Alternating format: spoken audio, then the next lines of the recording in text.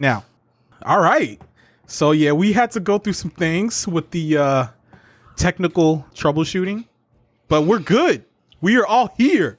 And today we are talking Atlanta sports with the regular co-host, Ehi and Herschel and Tunde, but we got a very esteemed and special guest.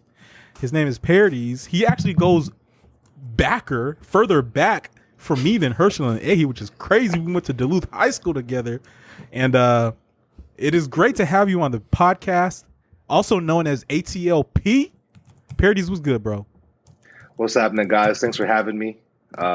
One thing I'd like to mention is that I know Kroger Tunde. Okay?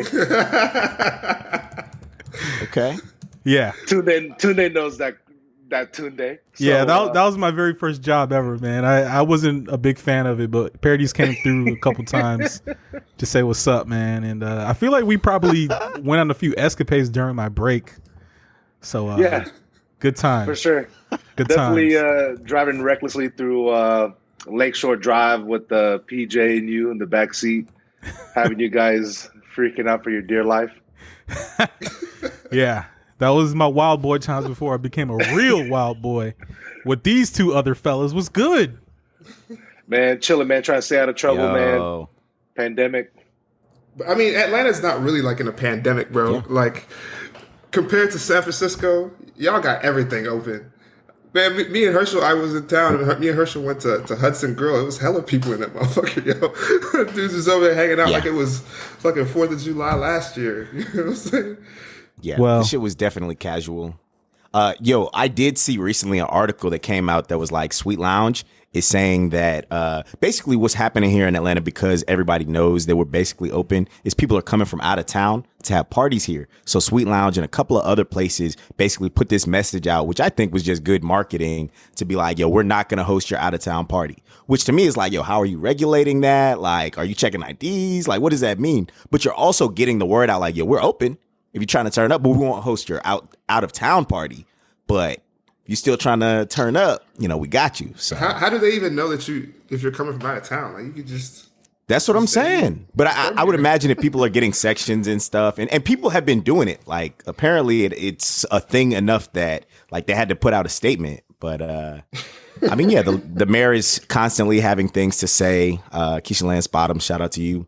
But it's definitely a quintessential Atlanta thing. Kids are back out on the street in cold ass weather selling water bottles. And I'm like, bro, what's going on here, man? This shit is crazy.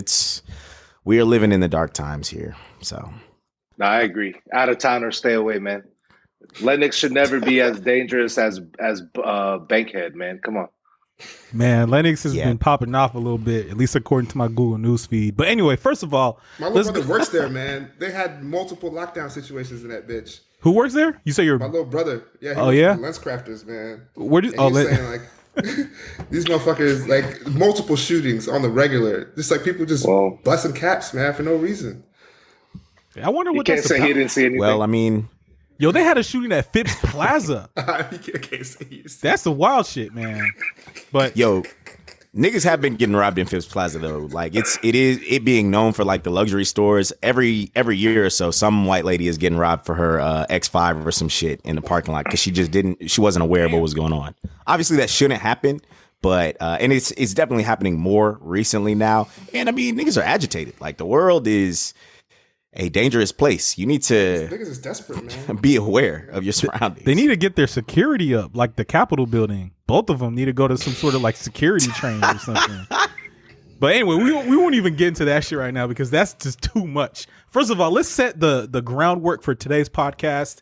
I just have to say, I don't think I know two bigger Atlanta sports fans than Herschel and Pardes. Ehi, I know you got love, but you just like me, you're like a little bit of... Bro, I do not like Atlanta sports. Do not try to make it sound like I fuck with Atlanta sports. And he is the ultimate Atlanta hater. You know you fuck with the Falcons. I hate Atlanta so much because I used to love them so much. All the sports, one thing I do appreciate about Ehi though is like now that he does, you know, we've all been burned by these teams before. Ehi still rides super hard for hating the Saints, and I love and admire him for that. I cannot hate the Saints enough. That's respect. So I appreciate that. I do. Yes. I do dislike the Saints, man. Ever since that one game after Katrina, back at the fucking Superdome. Oh my Bro, god, that shit shattered my whole soul, man. I was so mad. I wanted to that's fight what Yeah, everybody. they Trick cheated. got to do with us, man. It was voodoo Yeah. magic, bro. It was voodoo Yeah, they magic. cheated. They Yes. cursed him. 100%. That shit made no Yes. sense. I mean, Yeah. look, they made a deal with the devil, man. It's a shitty city for that one Super Bowl, okay? They're like, yeah, we'll let tens of thousands die, but we got to win the ship this time. And we'll give them them beignets. Fuck beignets. Yep. I'll make them at home, okay? Hey. So, so we just wanted to have Pardes on the podcast to talk Atlanta sports specifically. I know, Pardes, man, I know you stay super plugged in, and Herschel's always got the analysis. So yeah, let's just cover what we can about Atlanta sports. I think a good place to start is the Falcons. God damn it, they know how to break a heart. And they just, I don't know why, like, it's either you go to the Super Bowl or you win 4 games. Like, can we get like a 9-win season, Falcons? Anyway, Herschel, Pardes, break it down. I know y'all both got the analysis. He talked some shit, but only a little bit because I do love the Falcons. And let us know, like, what can we expect? What's really good with Matty Ice? What's really good with Julio? What's good with the coaching situation? Julio's raps. You can start us off, Parodies, and then I will, because I know that we disagree on a couple of points here, but I want you to have the floor first. Well, I'll start off with Matt Ryan, right? I'll say this. I've been the biggest supporter of Matt Ryan literally up until a couple weeks ago. Look, as a veteran, you can't throw an out route in. That's like QB 101. And either it's you're not thinking right or you don't have the physical attributes anymore.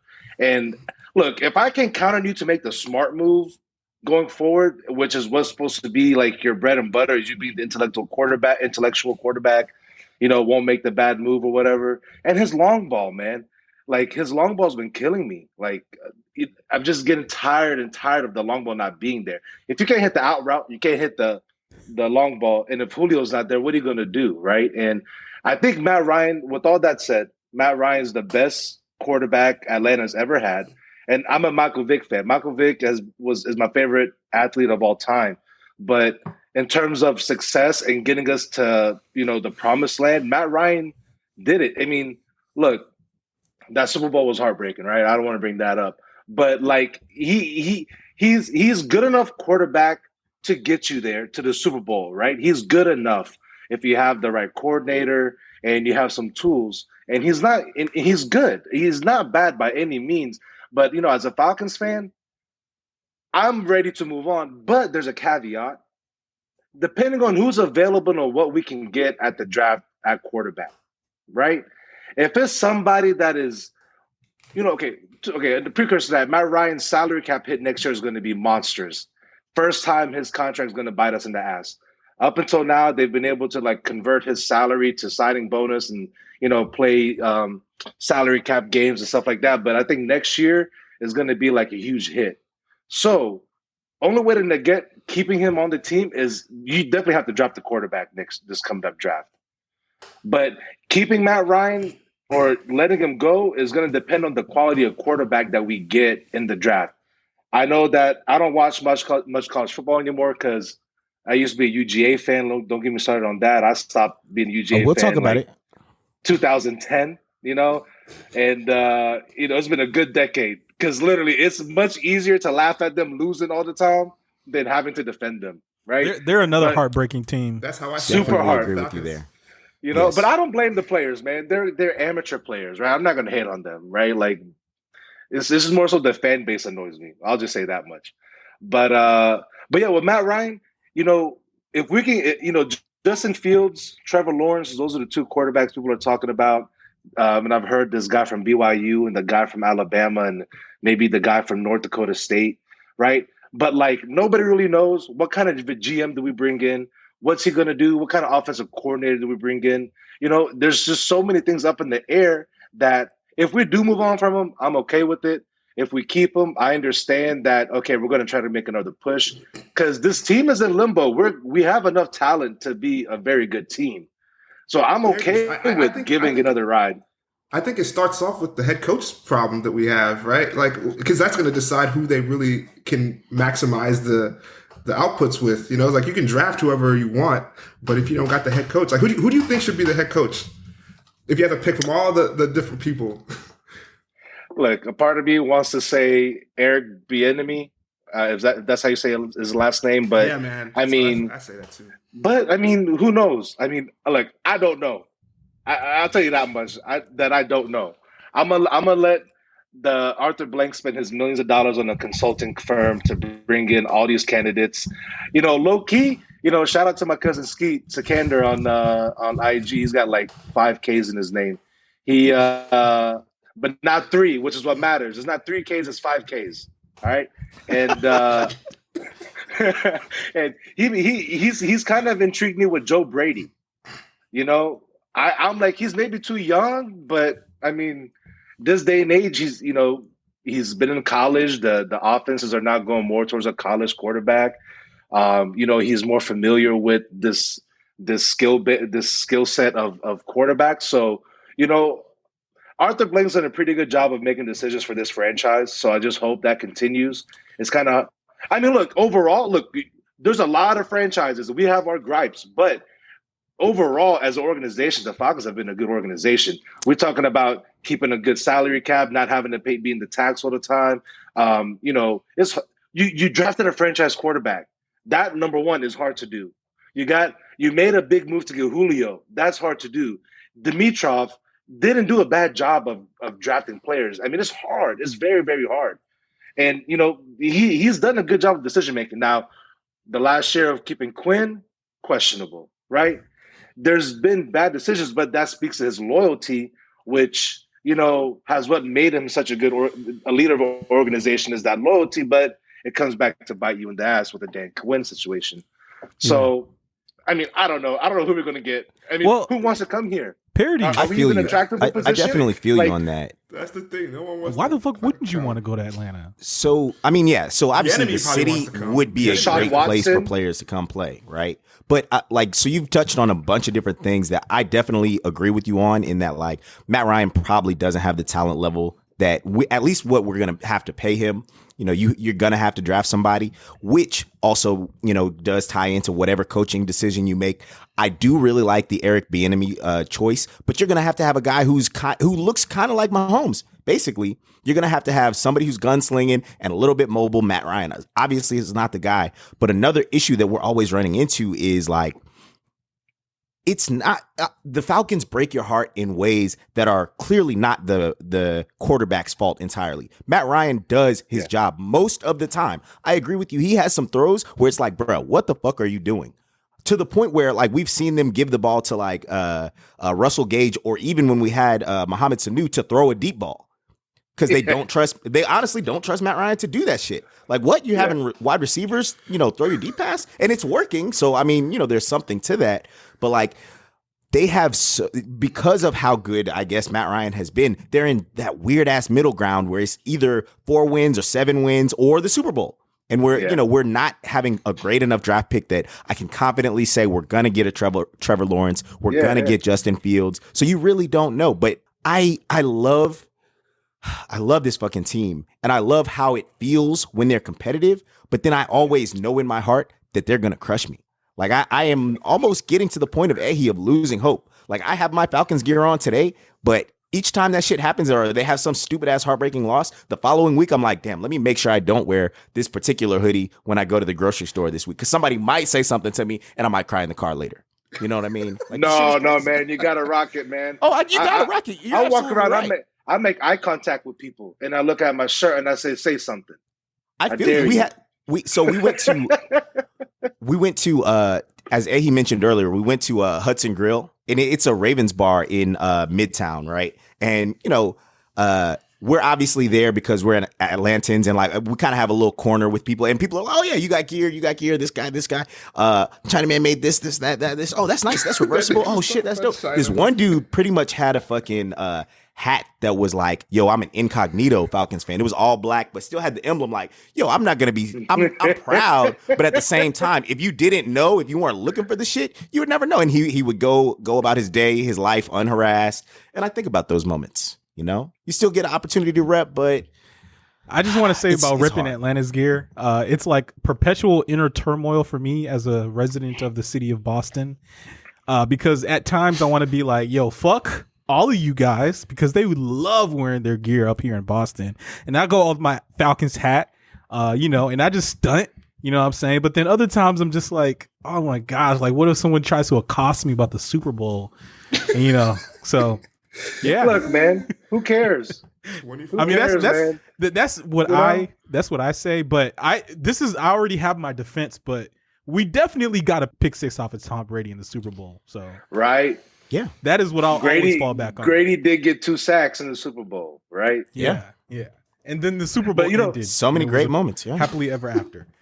One thing I wanna actually. The game was over after the first half. We just kind of like that. Yes, the first half. correct. That's all I remember. Yeah. I remember we took a shot and I blacked out, and I don't remember nothing after that. For real. After the third quarter, We won, right? I don't remember Falcons won, nothing. right? We won in my eyes. Shoot. I wore my Super Bowl jersey with pride the next week. I said, "What game did you watch?" I know. Yes, indeed. That's that Atlanta delusion, man. If you're Atlanta sports fan. So, Anyway, but Perry, what what were you gonna Cognitive say? dissonance. I want to say with how much shit we're talking about Matt Ryan's long ball, the times that he did hit, Julio dropped it. It's just like, so we don't even have those examples to say when he did hit because Julio dropped them, and it's just like, oh Lord, like the dude can't get a break. And one other thing, people that say that he's not tough can shut the hell up, man. Dude, to be a quarterback and get hit as much as he got hit in his time being here, going through bad offensive lines, not getting hurt because he's a tough guy, and being there. Years. Yeah, man. I mean, even before, after that, like 2-3 years ago, he was like leading the league in getting hit. Maybe a combination of him being cement footed, right? But the point is, he takes the blows. It's just the fact that he's not a tiny guy, that he doesn't have the appearance of oh man, he's so beat up, but the dude gets hit and is still there. And that needs to be said. Like, that's hard to do in this NFL when people are coming for your head. I get it. Quarterbacks are protected, all this stuff, but Matt Ryan ain't getting no preferential calls. Let's just say that. He's not Tom Brady. So he took his fair share. So Matt Ryan's my guy, man. I love the guy, man. I agree. That's my guy, but And I also just feel like they did him right, though, because he got all the weapons that he could ever want. He had Julio, he had Roddy. Calvin Ridley is balling out of control. We can talk about a lack of run game, but I mean, again, that's probably on Dimitrov than anything. They've been drafting offensive linemen. Alex Mack is a Hall of Famer, probably, but I mean, they just can't get it done. Like I mentioned, it's not all on the offense. Defense got to do something, but the way they're losing these games each time, it's a different way, right? So the last game of the season, it wasn't the last game. It was the Chiefs game, because we're not even going to talk about the game against Tom Brady. Younghoe Koo, who was like super automatic. I know I'm jinxing him by calling this man automatic, but he missed the fucking game-tying field goal from like 27 yards out. Like, bro, what the fuck? That's the ghost of Mike Vick saying, "How dare you wear number 7, bro?" Damn. The ghost of Mike Vick saying, "How dare you give somebody my number?" And it's a kicker. I'm offended. As a kicker. He should have worn something different. Yeah. I kind of agree with you. I get Come why on, they're trying to man. scrub Mike Vick from that history, because they also built a team around Vick, and obviously we know what happened. He got arrested and whatnot. And the team that was built got wasted, basically. Mm-hmm. But yeah. Petrino, I don't too. know, man. I mean, who knows, right? Look, I was kind of young at that time, but looking back on it, like, dang, Mike Vick with Petrino may have been a deadly combination, right? Like, because Petrino was, as much of the piece of crap he is, like in terms of a human being, he was a good offensive mind, especially at that time. So him and Mike Vick, who knows? But it is what it is, man. Falcons life. Parodies, man. I've heard you mention a few times. I don't know if I heard you wrong, but it seems like you're of the mindset that we're moving on from Julio. I am too. No, I mean, look, I don't want to get rid of Julio, but I understand that if we're going to pivot to reload. I mean, don't get me wrong, Julio can be a big service too. I mean, look at Kyler Murray with DeAndre, right? Even though you're going to draft a young quarterback, it will still be good to have Julio there, right?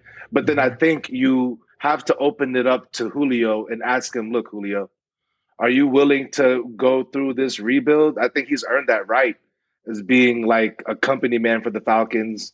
I'm sure he's had some gripes the entire time, but you've never heard a peep out of him. So you go to him and approach him and say, hey, if we go the route of getting a young quarterback, are you going to be willing, or do you want to still be around for this situation? Do you want to be around for this process? Because he's already starting to get out of his prime a little bit. I think now you can definitively say, up until this year, I would say Julio was hands down number one receiver in the league for the past however many years. But now DeAndre is that guy, right? And Julio is going to start to go out a little bit. So you want to give him that opportunity, man. I would love to keep him, but I would also understand if they move on from him. And I understand it's a business. I've learned not to get attached to players ever since we traded Joe Johnson, man. I was like, oh, man. I thought that was an untradeable contract, man. I said, look, my guy's here for good. We're gonna we're gonna run this back 6 more times.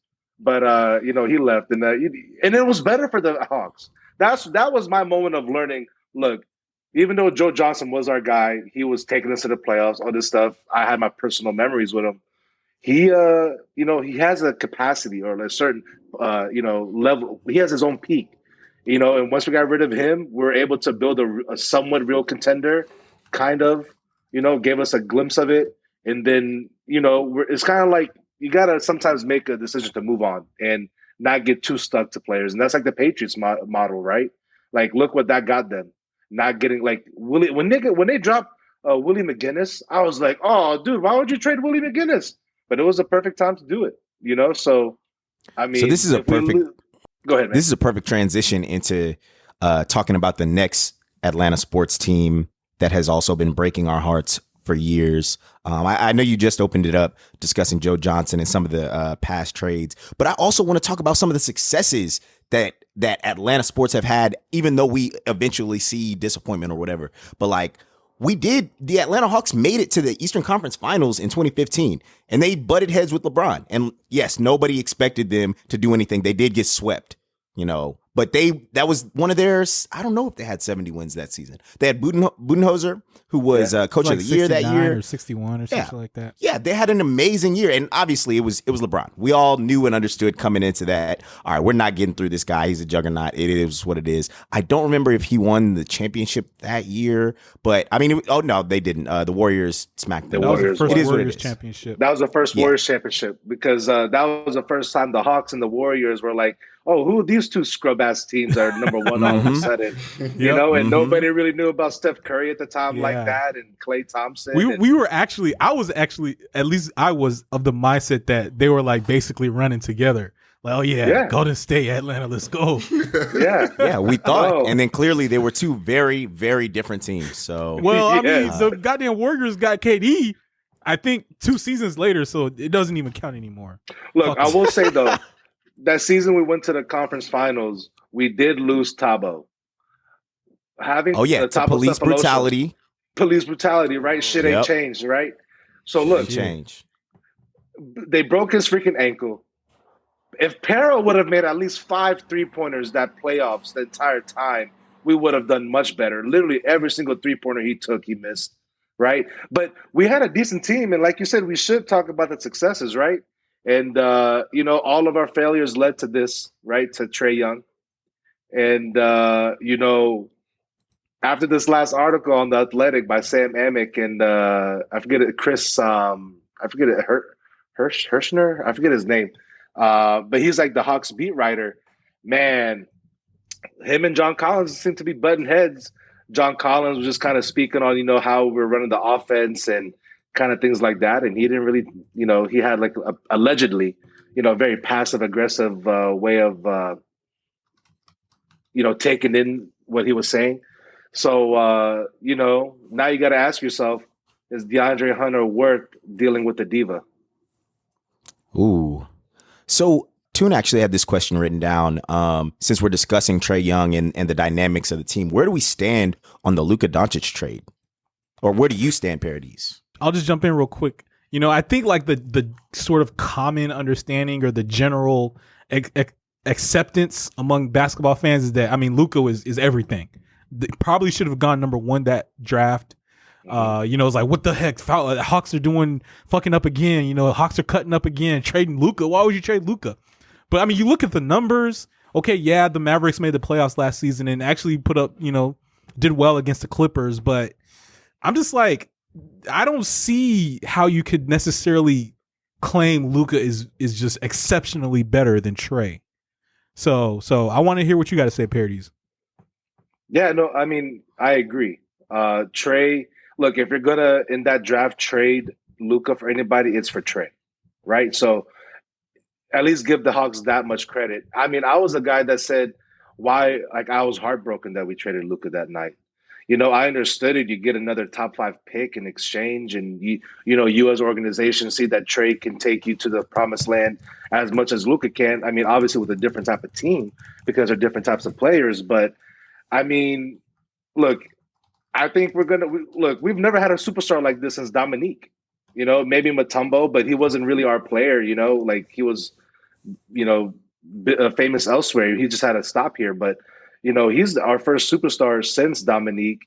He does make a difference. Like he's been proving me wrong, which is kind of like a tactic I like to take, is I just hate on everything that my team does and hope that my karma, that me running my mouth, works out in our favor. So with Trae, it's working out. Nice reverse psychology. Yeah, I can't deal with this list. I know that's stupid and that's pretty vain, but it's like, come on, man.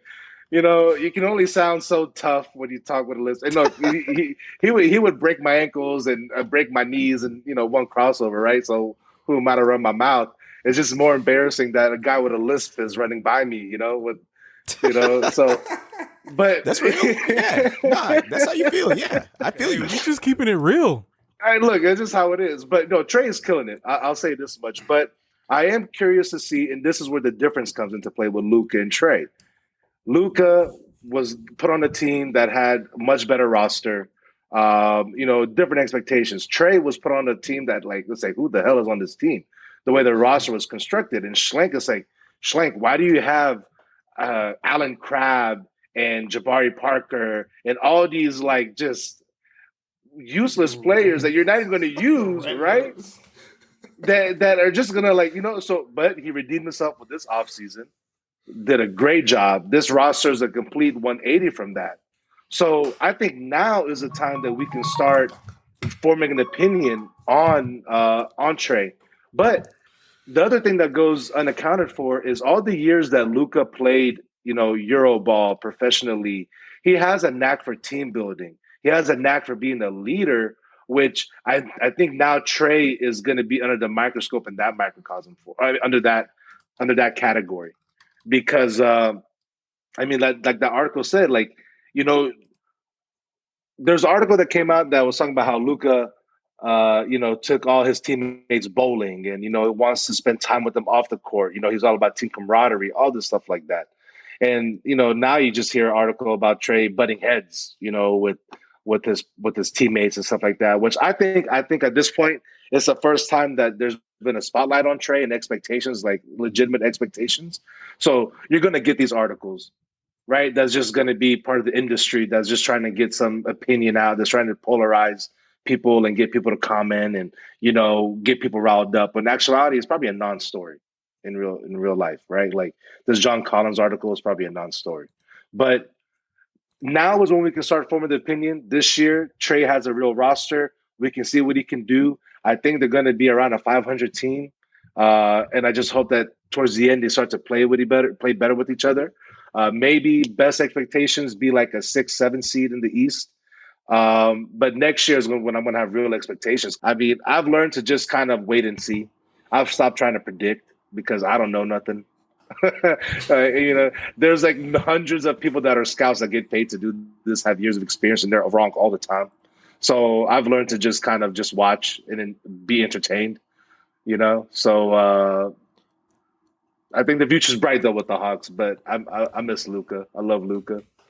I will say about the Hawks. I agree with you there. But I agree with you there that, I mean, talent. Go ahead, Tune.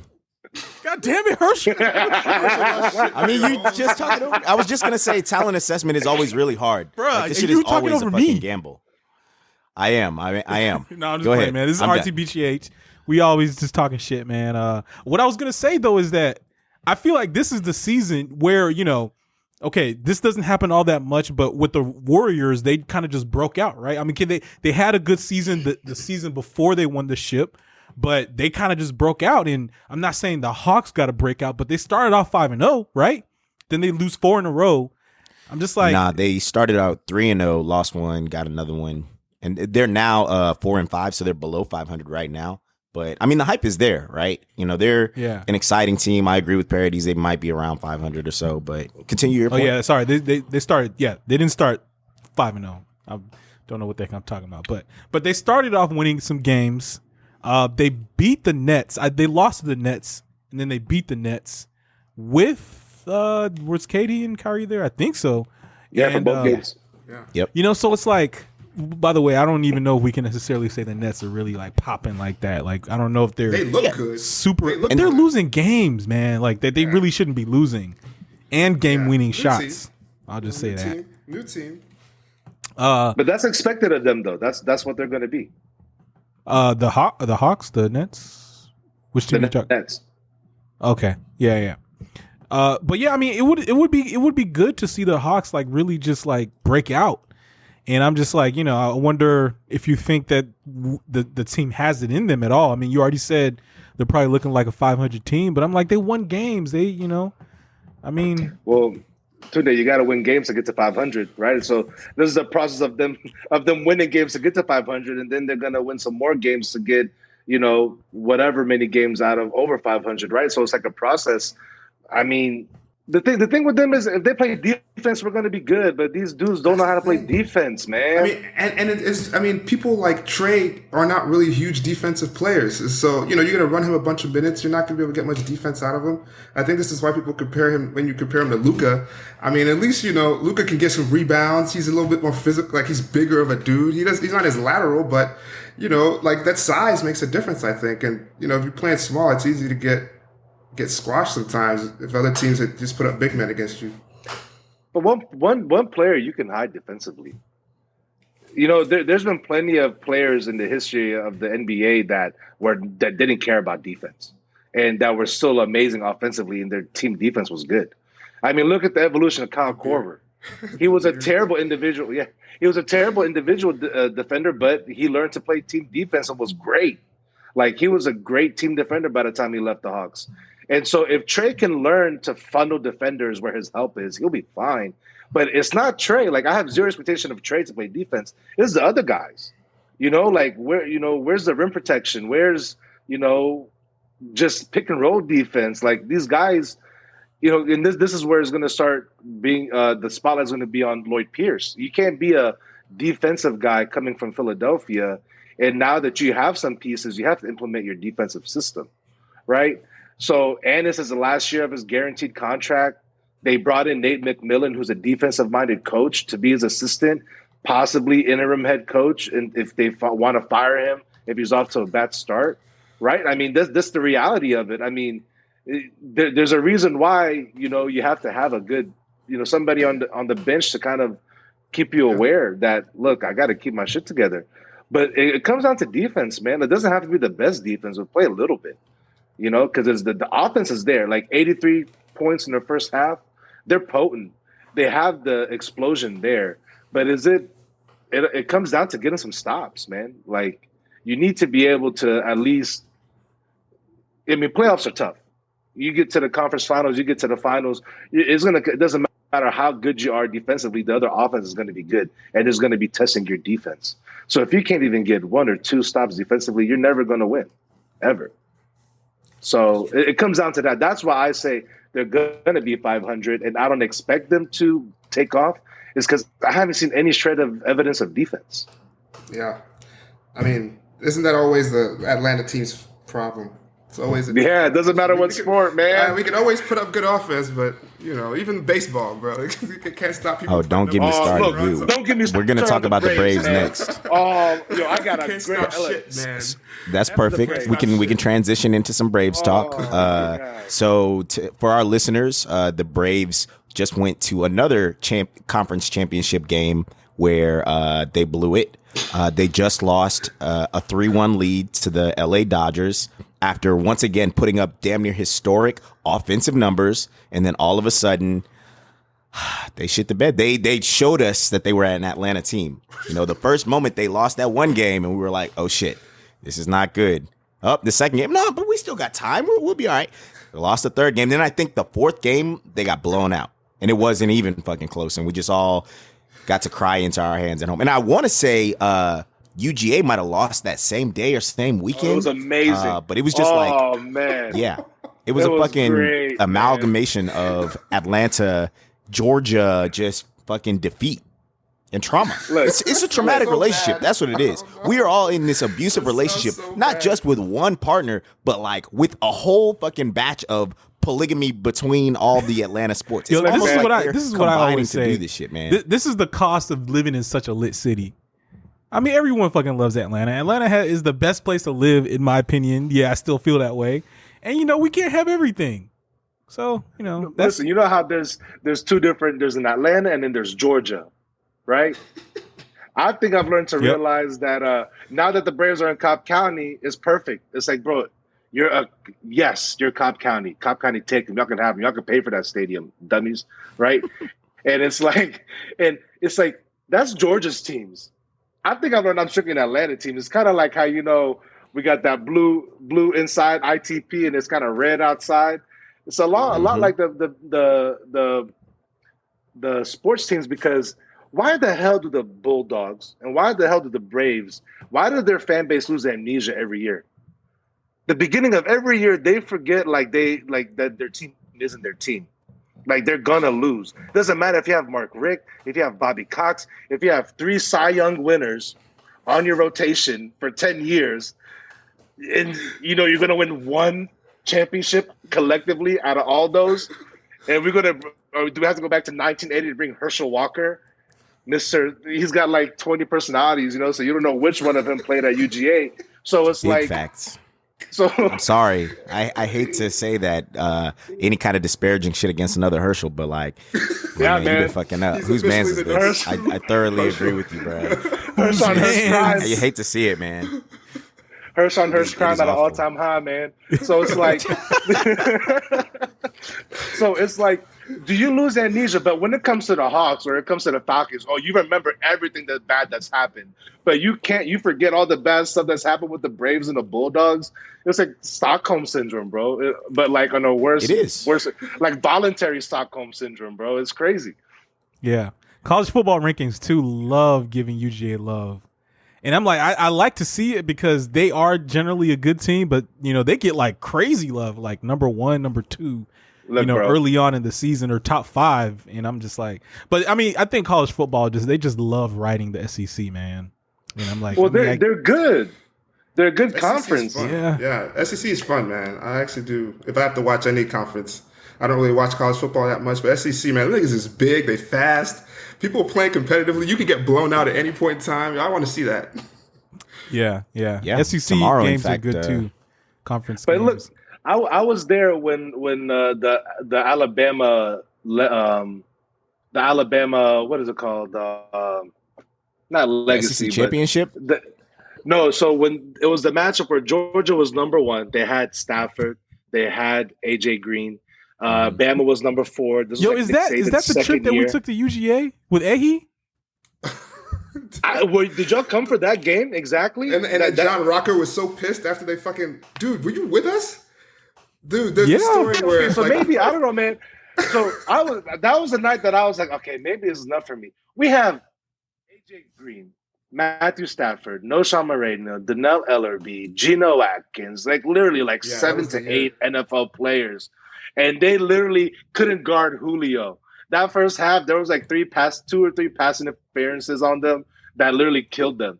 And literally, I saw the entire stadium in wearing a black shirt. I saw Alabama come in, didn't care. They're like, that's cute, like doesn't matter what y'all wearing. We're gonna come in here and beat y'all up. And that's when it just switched. Bama was number one, and then they just never looked back, And then I took note. I said, look, man, we just got done with Urban Meyer. If Urban Meyer, this is our our chance to shine. If now there's Nick Saban, there's going to be no chance. So I was like, I'm done. I'm done with this. I can't do it. I left at halftime that game. Yeah, we were in Athens. We didn't go to the game. Damn. But yeah, it was like wildness, like at the city of Athens. I mean, I guess whenever Alabama comes through, it probably gets crazy. But I'm looking at the stats right now, and Julio put up 94 receiving yards and a touchdown. And it is the team with Matt Stafford, AJ Green, Noshawn Moreno. Yep. So yeah, dude, that's what they let Julio catch. They tackled the mid running with other plays, so he would have had another 2 touchdowns if it wasn't for those penalties, man. Yeah. That was predator Julio when he had those dreads. That was a lit Julio. True. He came into the league lit as fuck too. So man, Julio, man, I love it, man. He's so good, man. He is. He's so good. Yeah, I'm Best very receiver sad ever. that his career is probably going to go similar to Calvin Johnson, where he's just a big body, and injuries just pile up, and he's on a team where it's just heartbreaking to fucking lose all the time. Like I would imagine, particularly for like old ass motherfuckers like Tom Brady, the winning helps keep you young, right? So it is going to be sad to see him go, but we talked about it a little earlier. I don't know that he stays with the Falcons, but to bring it up to a lighter note, we do have a couple more Atlanta sports team successes that I want to talk about. One of them being the only recent championship that Atlanta can rep, even though, some people will water that shit down. I was there at the fucking game, so I'm going to rep this fucking shit. Atlanta United, we are here. Let's fucking go. I don't know if you guys support soccer like that. I don't know what our listeners you like to didn't, do. But yo, this is one that I'm going to... There's no excitement there, man. Nobody matched your excitement. I'm sorry, man. Nothing. Look, There's nothing I'll tell you this here, much. man. I'm here for it. I was there. I watched the United. I went to their games. I took my dad to a game. It was one of the best memories I have. I was taking my dad to Atlanta United game. I love them. They're a great product. They won. They won a championship. They don't have that like Atlanta stink on them. But it just doesn't hit the same, man. Yeah, it doesn't. It's because this is America, and I'm sorry. Let's take a quick detour about America, okay? Because this is America. We like football. We also really like basketball. Baseball is another fun sport, but in my opinion, it's pretty trash. But this is America. We don't play soccer in America. You know what else we do in America? We storm buildings. And I'm not trying to. I don't want to make light of the situation, but I do want to touch on it real quick. We'll probably do another longer podcast, but this week was wildness. It started off with Trump calling the Secretary of State looking for votes. He was literally he's talking about, we don't need all the votes, because he's still of the mindset that he smashed the Democrats or Joe Biden. But he's like, we don't need all of them. We just need 11,800 or 780 votes. We just bro, you're going to get exactly one more than vote. What he lost by. He said and he pointed out that's one more than they said we lost by. I'm like, bruh, you a cheating ass motherfucker. Yeah, the shit is ridiculous. But on top of that, we also did have a great Georgia victory with Raphael Warnock and John Ossoff over a couple of bullshit motherfuckers. And it also ties into sports. One, thank you guys for voting. Turn up. But it applies to sports because Kelly Loeffler is actually a co-owner of the Atlanta Dream. And she was talking shit to the players previously, talking about, shut up and dribble, da-da-da-da-da, all this shit like that. And they were like, nah, fuck that. We're going to get people out registered to vote. We coming for your seat. They got her up out of the paint. And very recently, I think 2 days or so ago, LeBron was talking about getting an ownership group together to discuss purchasing the team, which is also just a huge thing. Anytime anybody can get ownership. I know it's still the WNBA, but we are still here to support. But I think we got to shout out both of those victories. So that's big stuff. Shout out Stacey Abrams, man. Shout out Stacey. She took the high road. She said, look, I'm not going to be able to overturn these guys that didn't, that didn't allow these people to vote and, suppress the vote. focus her energies on getting people out to vote, and this is a result of that. So, the Democrats only realized that this was a battleground state November 4th or the day after the general election, and you can't say that is what that took us over. So, a lot of work by Stacey Abrams. So, shout out to her for getting y'all heard that about done. that That's not UT easy. coach? Y'all heard about that UT coach who got fired for for calling Yeah. up that Albert? I'm not gonna lie, that was kind of funny. Yeah. Man. I took the I'm glad they fired his ass though, but that shit was kind of. Yeah. Wait, who would he call Fat Albert? Stacey Abrams. Oh, damn. Stacey Abrams. That's fucked up. Cold-blooded, Fucked up. Joe. Cold-blooded. But He yeah, was I mean, like an assistant coach or some shit, or was he the? Nah, I think it was a head coach. I think he's the head coach of UT Chattanooga. I mean, it's not the UT Tennessee, whichever one but it is. Yeah, the Chattanooga branch. They fired his ass. yeah, well, we can get back into the Atlanta FC team, but I just want to say, we did have a hell of a week, and I didn't know that we lived in that America, one in which someone like Stacey Abrams. You gotta wake up. Did you know that there were people who would storm the Capitol? Did you know you lived in that America? Yes, bro. What are you talking about? We've been knew about this. Look, I would have never ever thought or gotta guessed that someone would fucking store or a bunch of people would storm the damn Capitol building and legit. I don't even know if you could call it storming. Like they were legit trying to like invade those motherfuckers. And honestly, I think if they got their hands on the Congress people, it might have gone down. I don't think it was just go there to go talk shit. I think it would have gone down, man. I think it would have got really, really real. So, 2 points I want to make, man. Yeah. They're not people; those are patriots. So get it right, all right? If you guys can't notice, that's sarcasm on my end, okay? I know it's an audio platform. Yeah, they're patriots. They call themselves patriots. Yeah. So that's the first point. And the second point, man, this is a concerning part, okay? This wave of attack, right? This domestic terrorism, right? Let's call it what it is. This was the marching band of idiots that pulled this off, right? These aren't even the educated, organized part of this movement. These are just the dumb jackasses that are out there, QAnon and out there, right? Not even the money. That's what I'm saying, right? Like that's maybe like 0.0025% of the campaign contributions from these people. So what they're gonna, I mean, look. I don't want to be an alarmist, but look, if that's what they're capable of being dumbasses, and the Capitol Police is going to play Olay with the barricades, and I mean, look, I saw a video of a side door of these police officers letting these terrorists in, and the thing is, okay, maybe there's reasoning for it. Maybe they're letting them in to put them in a trap. Maybe they're outnumbered and they don't want to get hurt. Or whatever, but the whole thing is, man, they dealt with mobs of people on the streets. Hundreds and thousands of people weren't scared at all. You're gonna tell me you scared of some unarmed person that's coming? You're gonna let him in? So it's just kind of like an accountability. Like the Capitol Police over there, they don't play, man.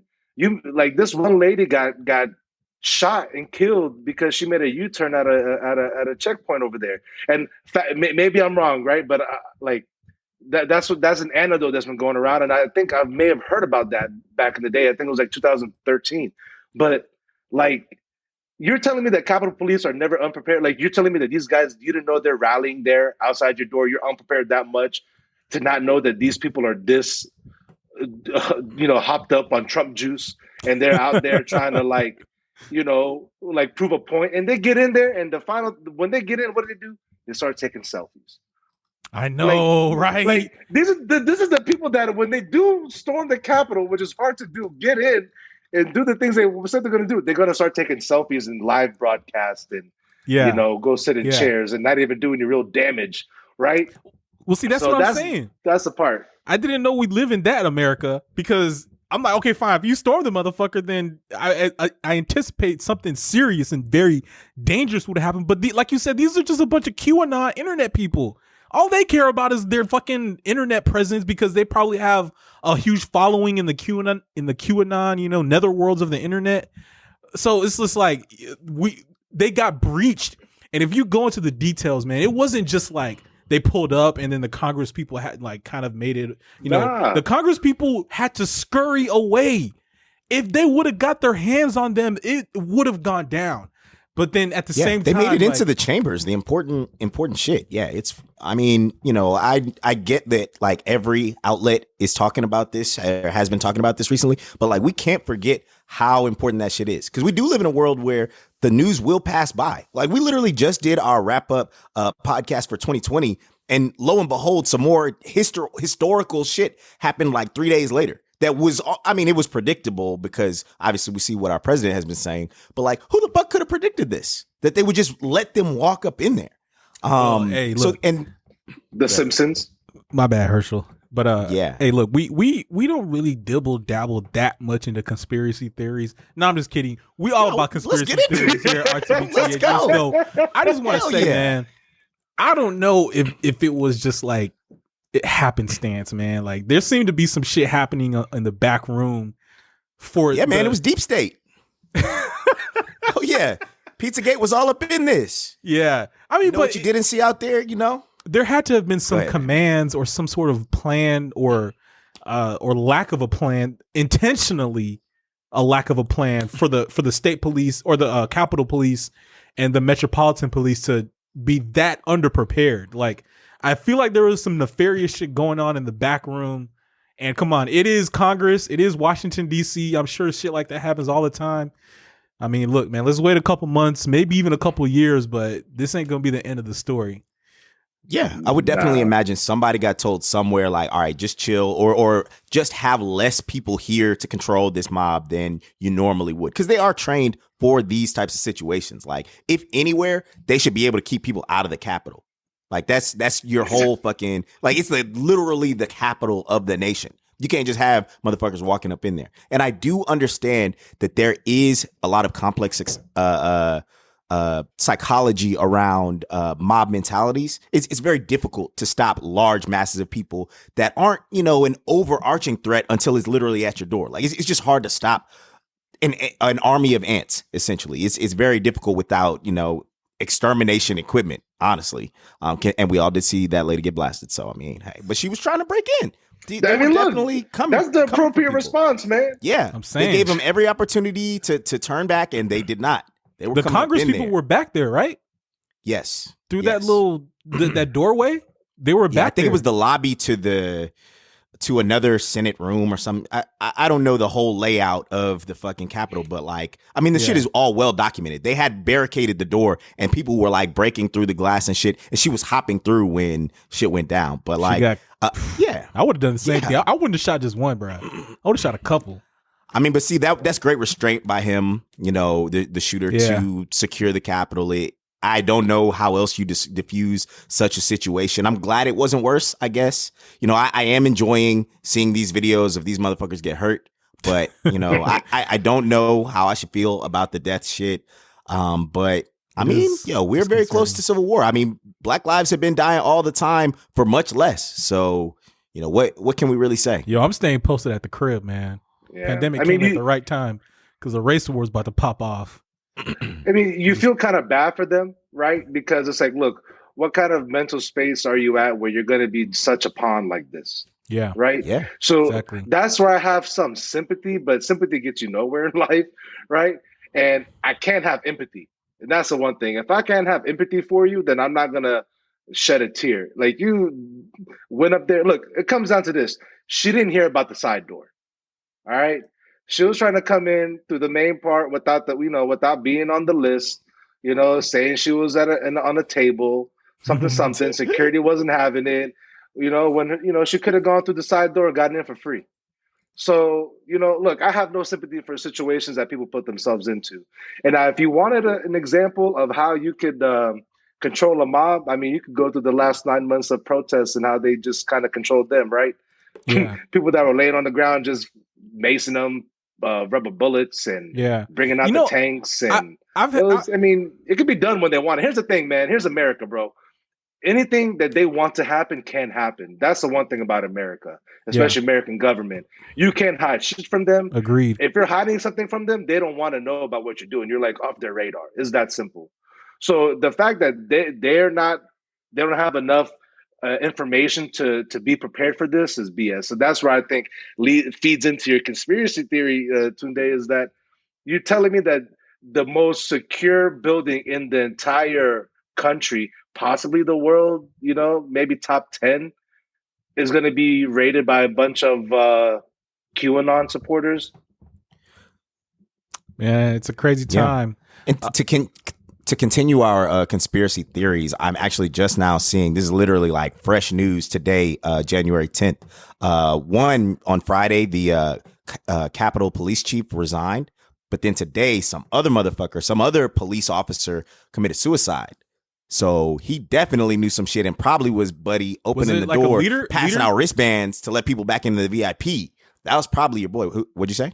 Was it a leader in the police force, like a lieutenant or some shit like that? Or yeah, his captain? father was apparently on the force as well, and Senate Sergeant at Arms, and they have his credentials and shit. I don't know what the full structure is, but I mean, this guy has a title and position, suicide. But I do think like there could have been more shit going on here. You know what we say about Epstein. So that sounds like Epstein, man. Sounds like Epstein.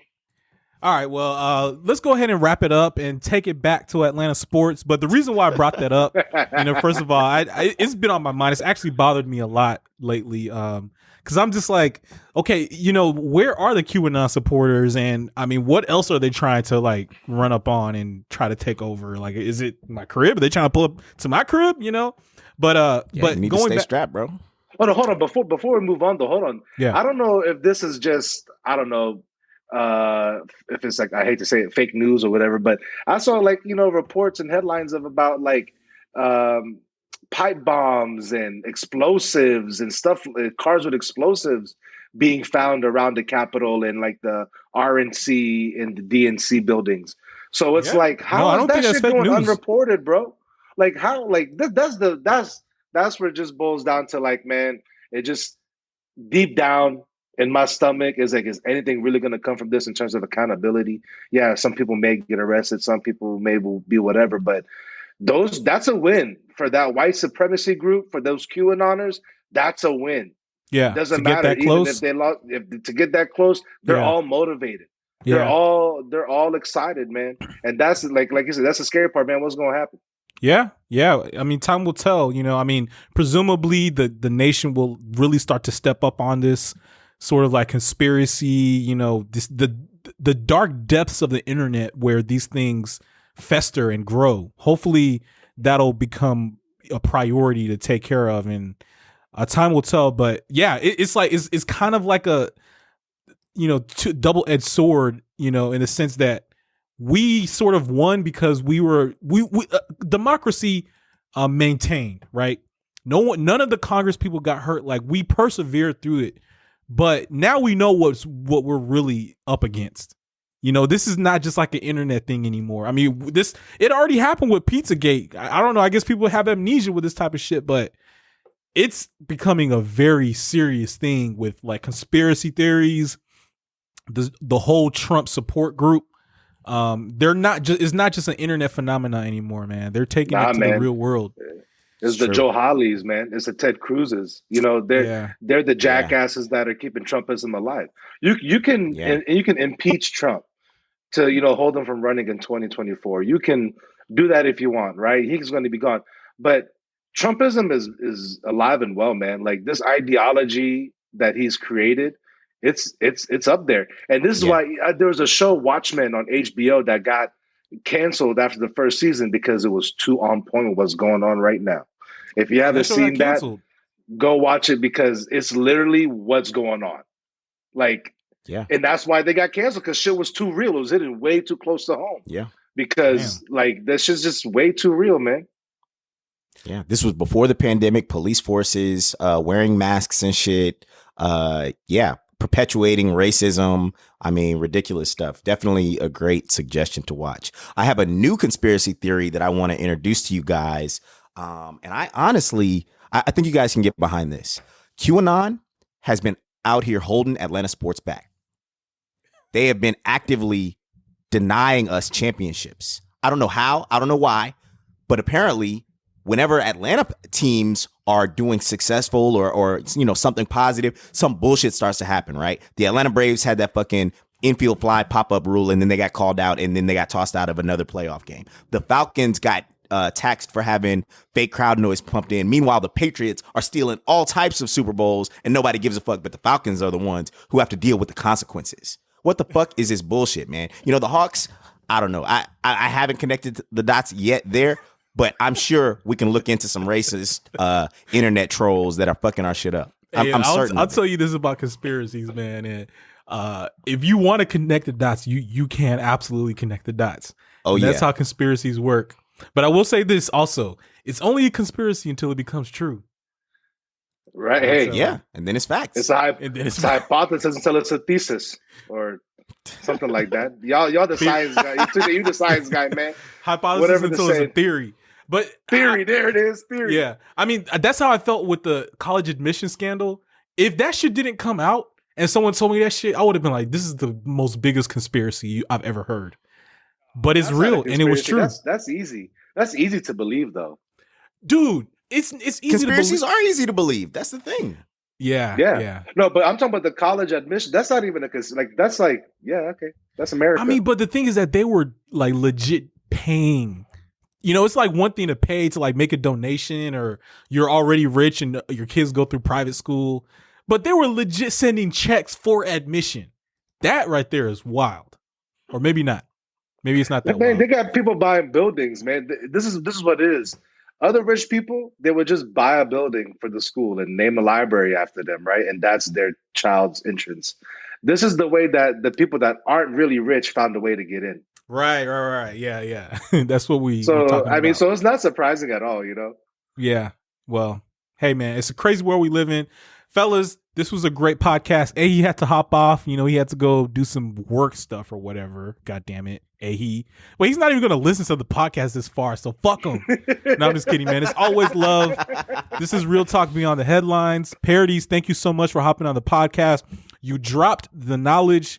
You gave us the analysis. Let's see what the Falcons and the Hawks are looking like moving forward in Atlanta sports. And I'm sure there's going to be more conversation topics. So let's definitely link back up on the podcast to analyze Atlanta sports again. But until then, fellas, it's been real. Thank you so much. Any last words?